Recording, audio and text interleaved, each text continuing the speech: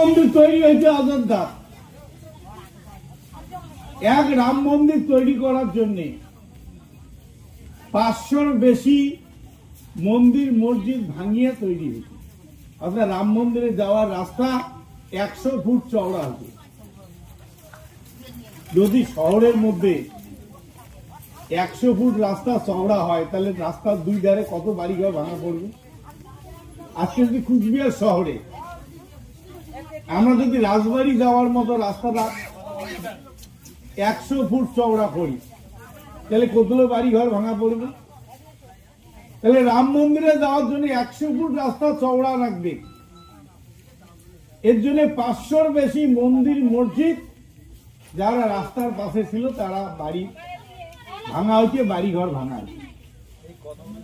সেই জন্যে রাম মন্দির যে জায়গা, সেই জায়গা লোকসভা নির্বাচনের লোকসভা কেন্দ্রটার নাম ফৈজাবাদ। লোকসভাটা যে কেন্দ্রে, যেমন আমার কুচবিহার কেন্দ্র সিটেই, তেমনি অযোধ্যাটা ফৈজাবাদ লোকসভা কেন্দ্রের অন্তর্গত। সেই কেন্দ্রে বিজেপির প্রার্থী গোয়ারা হচ্ছে, সেখানে সমাজবাদীর প্রার্থী তিনি জয়লাভ করছেন। তাহলে এটা থেকে কি প্রমাণ হয়?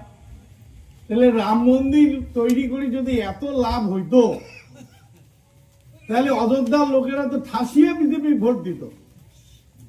তাহলে সেই কেন্দ্রে বিজেপি হারিল কেন? তার একটাই কারণ, বাড়িঘর মন্দির মসজিদ ভাঙিয়া আর একটা দেবালয় তৈরি করলে দেবতা কখনো সন্তুষ্ট হয় না।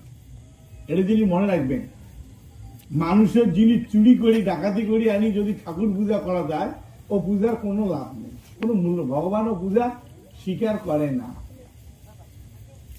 তাই হচ্ছে আজকে এই যে বিজেপি মন্ত্রটা আমার কানের করে দেয় যে হিন্দু আর মুসলমান বেশি করে মহেশের বারত করে, অন্য জায়গার না বলে এটাই আইকি।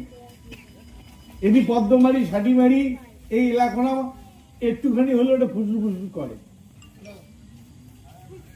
তা কি লাভ? 2019-এ 18টা লোকসভার আসন